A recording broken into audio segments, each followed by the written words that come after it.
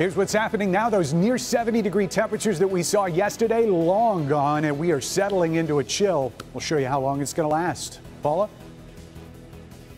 Hey, Ben, we've actually been following these goats for a couple of weeks as they've been clearing invasive species to find out whether or not it works. And we've got the report card as well as late-breaking news from the DNR. Devin. All right, Paula, also ahead, a passenger brawl. This video going viral as Congress is grilling the airline CEOs, hoping that the pressure improves your customer service experience. But up first, a deadly crash in Detroit. Police say this tragedy started more than a mile away, and now one man is in custody. Live from downtown Detroit, Local 4 News First at 4 starts now. Good afternoon, I'm Devin Skillian in today for Karen Drew. First at 4, a dangerous chain of events leaves one person dead on Detroit's west side. One of our top 4 stories this afternoon. This was the end result of a violent crash near Schaefer in the I-96 service drive. Police say it all started when a 34-year-old man fired shots into a home on North Lawn early this morning. Officers found the man then driving away. They followed him. He ran a light at Schaefer and crashed into another car, and the driver of that car was killed. Witnesses say a witness says all he could think about was the victim's family. And I really feel sorry for his family, because his family right now living a normal life, because they think he at work. They think he at work making money to bring home a paycheck. Right now, the Schaefer Highway at the I-96 service drive is back open. That driver has been taken into custody. We are still awaiting word on charges. Also, Detroit's west side, a 7-year-old girl is in critical condition after being shot in the neck. Police say the girl was asleep on a couch around 11 o'clock last night when shots were fired into the home. Investigators say they do have a possible suspect, someone who threatened to shoot up the house, but he does remain on the loose at this hour. In the meantime, the girl is in the hospital. Police say she is improving, but right now she is in critical condition. Fellow officers, family, and friends continue to pray for the Detroit officer critically wounded in a shooting Sunday night. The still unnamed officer was investigating a domestic dispute on Detroit's west side when a man who was actually not involved in the dispute shot the officer in the back of the head. The gunman, identified now as 46-year-old James Edward Ray, was killed on the scene. The wounded officer, though, still in critical condition. He's had 2 surgeries so far, and we are told that a 3rd surgery is likely on the way. Pontiac School District is celebrating a victory with a new deal to keep 2 schools open that were in jeopardy of closing. District says it's reached an agreement with the state so that Pontiac High School and Walt Whitman Elementary can both stay open. It's an agreement that adds monthly accountability reports for the schools. It gives the district 24 months to meet growth targets for student achievement in a number of areas, including chiefly math, reading, but also attendance figures too. Well, so far the month of May off to a rough start. Kind of chilly, kind of rainy, kind of windy. Let's check in with the first forecast with Ben and see if we've got any improvement coming our way. Yeah, noticeable change out there from yesterday, Devin. A lot of clouds. We got a couple sprinkles earlier and probably going to get a few more before the day is done. But those temperatures are the story. We're right at 50 degrees across most of the area. And with those winds sustained over 20 in a couple spots and gusting over 30, it is noticeably chilly. And if you're heading down to the ballpark, I guess the best thing I can say is pretend like playoff baseball down there. 50 degrees is where we're going to start out, and those numbers are going to be in the 40s with windy conditions as we get through it. I don't think we're going to see much of a sprinkle except maybe right at the start of the game. Not going to delay it or rain it out. And we'll talk more about even heavier rain in the forecast coming up. Devin? All right, Ben. Remember the United Airlines ads that used to brag about the friendly skies? What the heck happened? With videos like this, you do have to wonder what is going on. This video is now tearing up social media, showing 2 passengers throwing punches on a United flight from Japan to Los Angeles. Japan Today says the passengers started fighting after the man in the red shirt was asked to leave the plane for getting out of control. He was reportedly drunk. Police eventually removed him, but this video is making the rounds just as airline CEOs are on Capitol Hill answering questions about the airline industry. Kimberly Gill following that part of the story for us. Kim? Hi, Devin. Yeah, the recent highly publicized incident of a passenger forcibly removed from a United Airlines flight was the focus of attention today on Capitol Hill, where the top brass from United Airlines faced tough questioning from members of Congress. United's CEO, Oscar Munoz, was joined by executives from other airlines at a hearing of the House Transportation Committee, and they were drawn there by last month's incident where Dr. David Dow was forcibly removed from his seat and dragged off a plane because he refused to give up his seat to a crew member. There's the video there. Munoz apologized again and said United has made policy changes to prevent a repeat of the failures that happened in this incident. First, we called on law enforcement when safety or security did not exist. That should never happen, period. Second, we rebooked crew at the very last minute. We created a situation at our own doing that we should never done. And third, we didn't offer enough compensation or enough incentivize or any options for those customers to give up a seat. Members of the House Transportation Committee told the executives they've also been getting a lot of complaints from voters about this industry, and the committee's chairman put it quite bluntly, Devin, saying the airline industry must seize this opportunity to change, because if it doesn't, Congress will take action, and the industry will probably not like that action that Congress will take. So it's something we'll continue to monitor, and we'll bring any updates here on Local 4 News, and click on Detroit.com. Now that they've upped possible compensation for getting bumped to $10,000, I'm trying to find an overbooked flight. Exactly. So, bump me. Exactly. All right, Kim, we'll see you soon. Sure. Well, talk about a high-powered phone call. President Trump just spoke with Russian President Putin this afternoon. The White House says they have agreed to work together on the problem of North Korea, also to step up diplomatic efforts in Syria. The Kremlin says the two leaders are trying to schedule a face-to-face meeting that would take place in Germany this summer. First at 4, we're also tracking stories from around the world and across the country. We'll start with North Korea and more saber rattling there. On state-run television, the North Korean government is accusing the United States of pushing the Korean peninsula to the brink of nuclear war. That comment comes after U.S. bombers flew training drills with South Korea and Japan. North Korea is resisting pressure from the U.S. to stop its missile and nuclear testing. Parts of eastern Missouri are underwater today after heavy rains flooded the area. This is aerial footage of an area not too far from St. Louis, where the flooding has already closed schools. Hundreds of roads across the state are washed out. More roads expected to shut down, in fact, because the waters are only expected to rise for a while.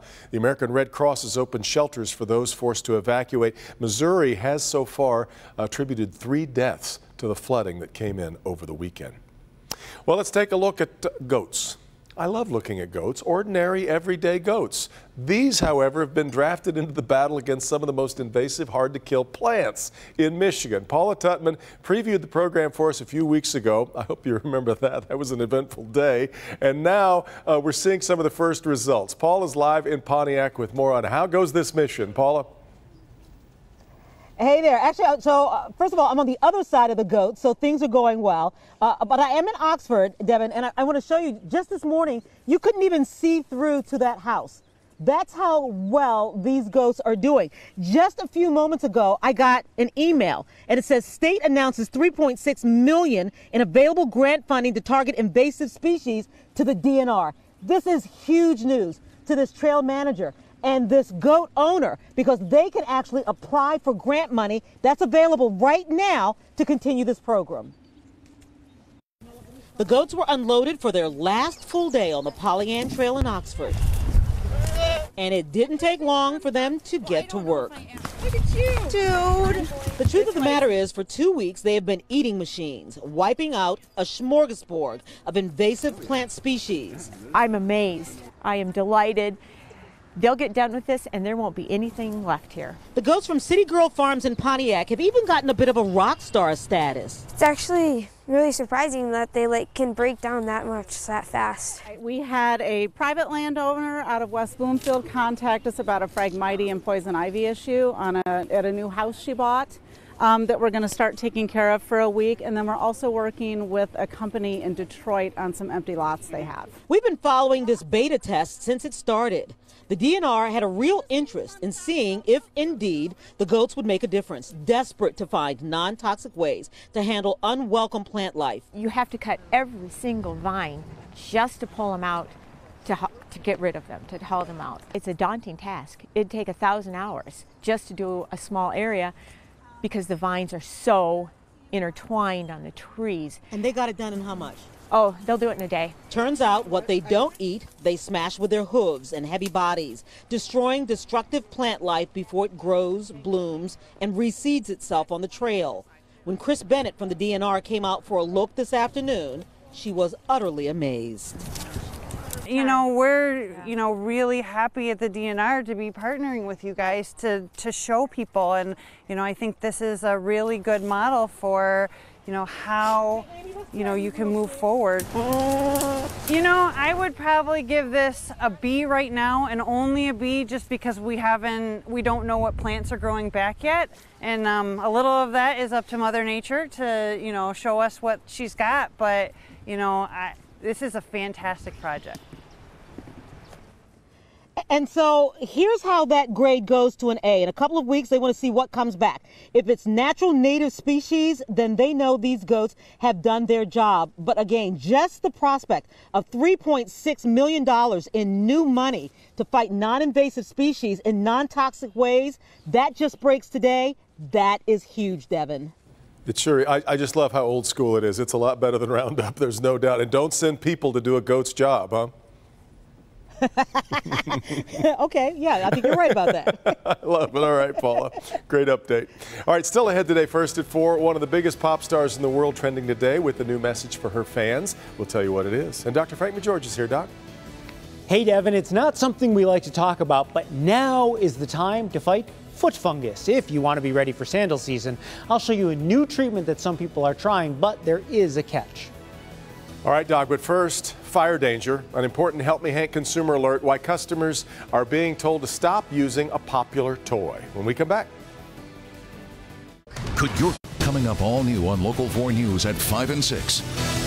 Help Me Hank tracking down a man making a big mess in the city. You said to me it was going to be cleaned up in 30 days. That was your break. I don't care. I don't care. I'm done. You'll see the confrontation and you'll hear from the concerned neighbors. And that's Hank. And in this Help Me Hank consumer alert, we have a warning about some specific hoverboards after a fire that turned out to be fatal. Consumer Product Safety Commission is warning parents to stop using and stop charging Lazy Board hoverboards. It says that brand was involved in a fire that killed 2 young girls in Pennsylvania. More than 3,000 units were imported from China to the U.S. Remember, if you throw out the hoverboard, take it to a recycling center for safe handling of the lithium-ion battery. That should not just go into the regular trash. Good health.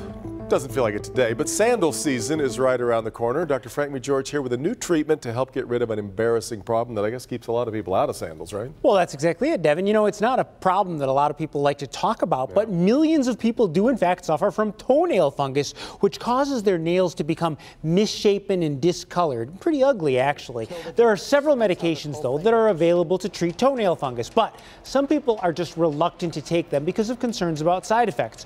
Well, now they're opting for laser therapy instead. Basically, it uses certain wavelengths of light that heats the tissue within and below the nail, killing the germs, so that healthy nails should grow outside of that. Now, generally, patients will feel a warm sensation, but it's supposedly not painful. Now, the number of treatments does depend on how severely the toenail is affected. Laser therapy for toenail fungus is approved by the FDA, but it's considered cosmetic and is generally not covered by insurance. And it's also not a quick fix, since the clear nail, the normal nail, has to actually grow in behind it. Takes a long time. Exactly, but it's another option to consider. Let's just hope that the commercials for it are better than the ones with the little monsters that they, the creepy right. guys that are under your nail toenail, beds. yeah, right. All right, let's bring in Ben for the latest on this rather dismal weather that is keeping us out of sandals. Yeah, and, the guys wearing the glasses in that piece, it reminds me, we're probably not going to need shades anytime soon. The clouds are with us. Not only that, but we're going to have quite a bit of rain to discuss as we head towards the end of the forecast. Current temperatures outside hanging right around 50. Cooler numbers out to the northwest. Howell's at 45, Pontiac at 47. Same goes as Flint. And when you compare this to the numbers yesterday, we were coming off of our high temperatures, but still anywhere from about 10 to 15 degrees colder in most spots. But even more noticeable here, you get up towards I-69, Flint and Lapeer, 17, 18 degrees colder than what we had yesterday. Wind gusts are out there too. Those are over 30 in just about all locations. A little bit lighter here up towards Lake Huron, where we're just seeing 20-mile-per-hour wind gusts. Those should subside as we head towards the sunset tonight. And beyond that, other than a couple sprinkles, we're generally going to be drying things out. You can see there doesn't look like there's a whole lot of breaks in the clouds. We'll start seeing those as we get closer to daybreak tomorrow. So we'll sneak some sunshine in on Wednesday, but that really looks like it's going to be the only day to do it. Overnight tonight, or I should say in the evening, just a couple sprinkles. And then once we get past about 10, 11 o'clock, those should be done. We'll be dry overnight. We'll stay that way through the day on Wednesday, and then we'll start ushering that rain back in pretty early on Thursday. In fact, just about the time we're done with the morning commute, that's when we expect that rain to push back into southeast Michigan. And once it's here, it's going to set up shop for a while. Now, I want to show you one of the model forecasts for rainfall. The important thing to know right now is southeast Michigan is right in the bullseye. If you actually do the math on this, it's about 3 inches plus in a lot of the area. Keep in mind, that's a forecast, and that's for a 3-day total between Thursday and Saturday. So we'll have to really keep our eyes on the track of that system to see if that's going to materialize. But nonetheless, it looks like a soaking wet finish to the week. 38 tonight. It's going to be cool. And gradual clearing as we get towards daybreak tomorrow. Looking at high temperatures in our 4-zone forecast, very similar to what or I should say slightly warmer than what we had today, hitting up to around 60 degrees in our metro zone. South zone temperatures tomorrow, maybe a couple low 60s down here towards the state line, a little bit cooler towards Lake Erie. And in our west zone, high temperatures tomorrow reaching the upper 50s. North of M59, we're looking at numbers that are just about in the mid 50s as well. And we'll get cooler as we get through the 7-day forecast. In fact, look at some of these numbers going into the weekend. Won't even hit 50 on Saturday. That's the end of the rain for that 3-day stretch, but could be seeing a couple wet snowflakes, believe it or not, mixed in to start the weekend. Yeah. Devin? All right, Ben. Still ahead, a new soda flavor that could tempt your taste buds, or maybe not. How's that look? Does that look tasty to you at all? The new recipe is one of our trending stories coming up. But up first, Janet Jackson has a message for her fans dealing with the state of her marriage and her return to the stage. Yes. When we return. Now to today's trending stories. Pop star Janet Jackson has a pretty personal message for her fans about her marriage and about getting back to work. She posted this on her Instagram site. I just want to keep it real with you guys for a second. Yes, I separated from my husband. We are in court, and the rest is in God's hands. Now for that something else. I'm continuing my tour as I promised. I'm so excited, you guys, so excited. Yeah, Jackson's tour starts in September, and in fact, she'll be at the brand spanking new Little Caesars Arena on October 29th, and the tickets for that go on sale this Friday. Want you to stick around for Inside Edition today at 4:30. It might have you thinking about scrubbing your kitchen clean. You'll see the results of a health inspector doing surprise inspections with regular homeowners, just like you and me. We talked with Deborah Norville about the investigation. What if we brought the health inspectors to regular people's kitchens? So we decided to do that. We teamed up with a legitimate health inspector. We door knocked on people's kitchens, and we let him go and inspect the same stuff he inspects in professional restaurants. Some of the people came out flying colors. Some of the people, you do not want to come to their house for dinner.